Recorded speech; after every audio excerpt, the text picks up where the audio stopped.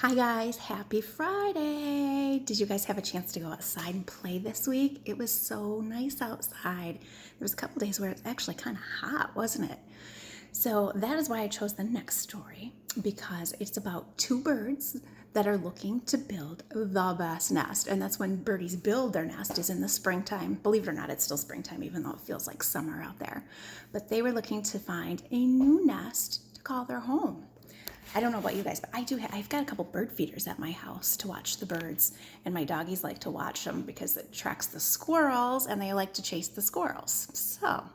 But this one is called The Best Nest. It's this one right here, and I think it has a star on it because that was my daughter's favorite story when she was little. And she used to have me read it over and over and over. And you might have heard this one. I can't remember if Mrs. Kearns read it or not, but it doesn't hurt to hear a story a second time, does it? All right, this one, The Best Nest. Mr. Bird was happy. He was so happy he had to sing, and this was Mr. Bird's song. I love my house, I love my nest. In all the world, my nest is best.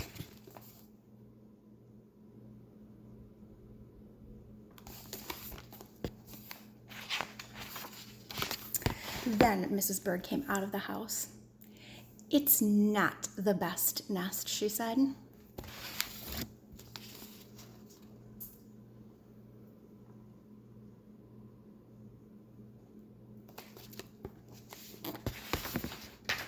I'm tired of this old place, said Mrs. Bird. I hate it. Let's go look for a new place right now.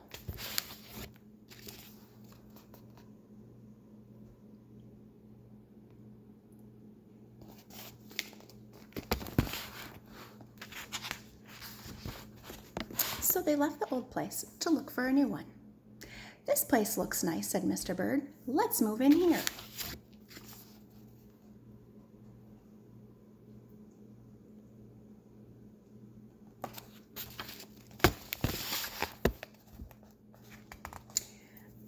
I think if I can turn this around, I'll show you. My kitty and my doggie are sitting in the window, and they are looking. Can you see them way over there? I can't zoom in. They're right back there on the couch. They are looking outside. Well, the doggie is, not so much the kitty, but they're looking outside. I have a bird feeder out there. So they're out there on the back of the couch looking out the window at the birdies. But somebody else had already moved in. So they looked at another house. This one looks nice, said Mr. Bird, and there's nobody in it. See this one? There's a raccoon already living in there, so he must be saying, get out of my house. So they're looking at this one, and there's nobody in it, so that might be a good place to make a nest.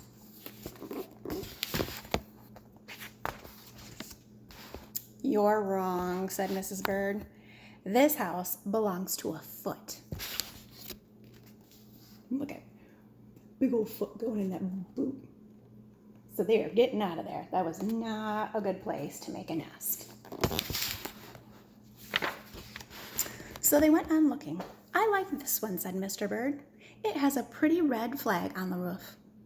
I've always wanted a house with a flag, said Mrs. Bird. Maybe this place will be all right.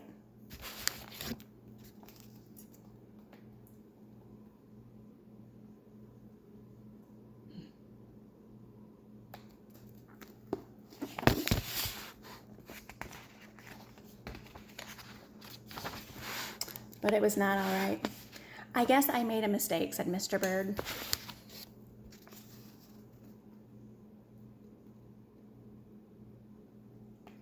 So that was not a good place to try to make their nest either, was it?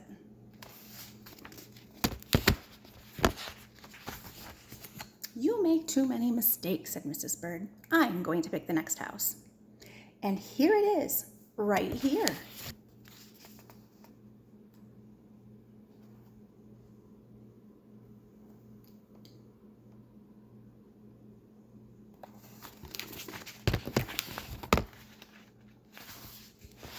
They flew in. They looked around. Isn't it too big? Asked Mr. Bird. I like this big place, said Mrs. Bird. This is the place to build our new nest.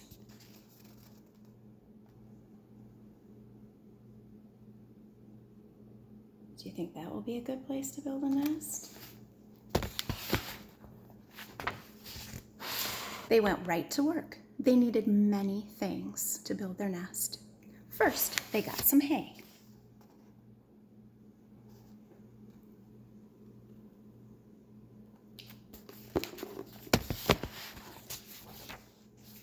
They got some soda straws and some broom straws. And they got some sweater string.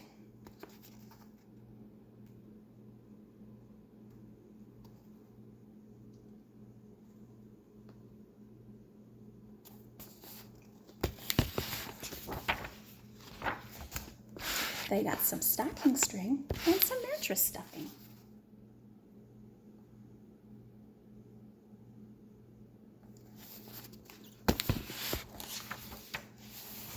They got some horsehair. They got some man hair. That horse does not look happy, does he?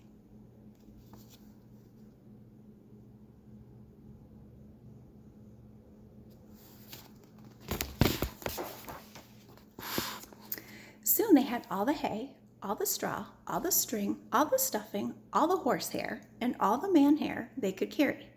They took it back to build their nest.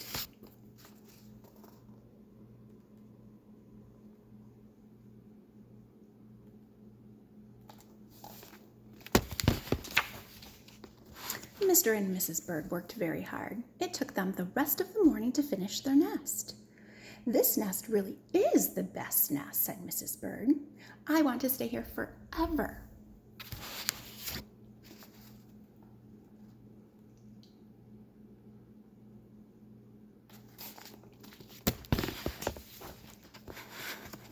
Mr. Bird was very happy too. He flew to the top of his house and he sang his song again. "I love our house, I love our nest, in all the world, our nest is best." He was so busy singing that he didn't even see Mr. Parker coming.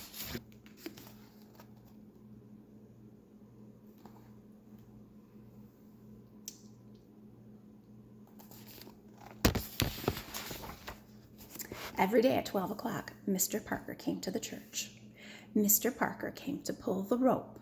The rope went up to the bird's new nest.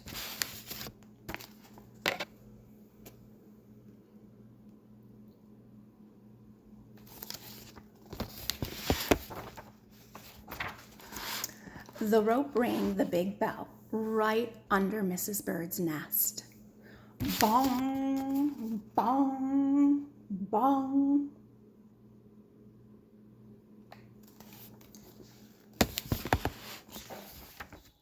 Mrs. Bird got out of there as fast as she could fly. The church bells are still ringing. Bong, bong, bong. When Mr. Bird came in, all he could see was a mess of hay and string and stuffing and horsehair and man hair and straws. But where was Mrs. Bird?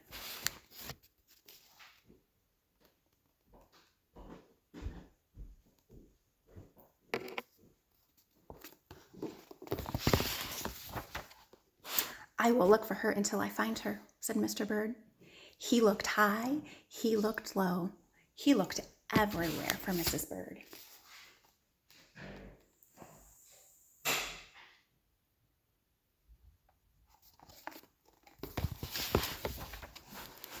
He looked down into a chimney, but Mrs. Bird wasn't there.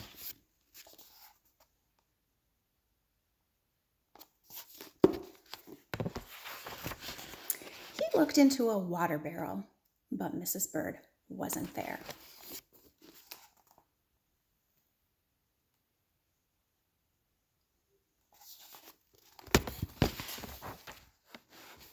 Then he saw a big, fat cat. There was a big, fat smile on that fat cat's face.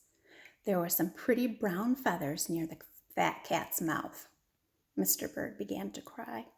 "Oh dear," he cried. "This big, fat cat has eaten Mrs. Bird."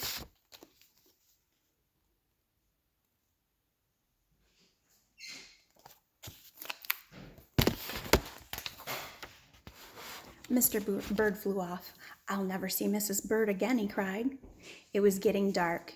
It began to rain. It rained harder and harder. Mr. Bird could not see where he was going.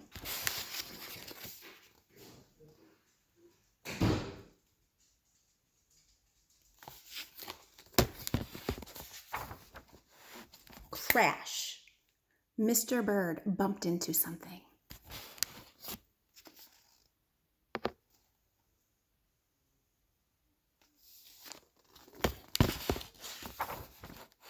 It was his old house. That old house that Mrs. Bird hated. "I'll go inside," said Mr. Bird. "I'll rest here until the rain stops."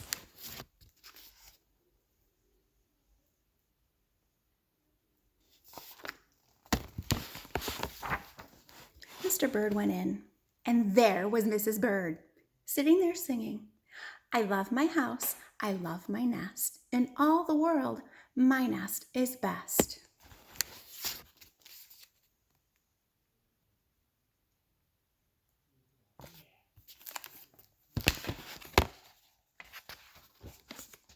"You here?" said Mr. Bird. "I thought you hated this old nest."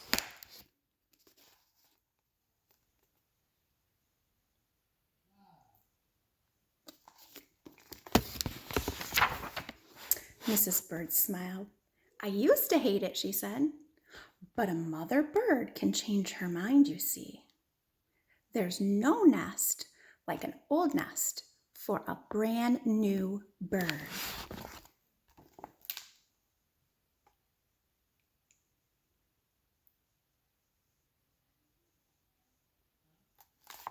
Do you know what that means?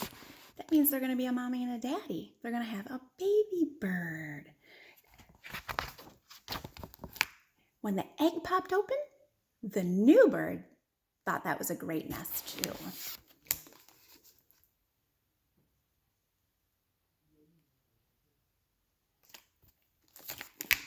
The end.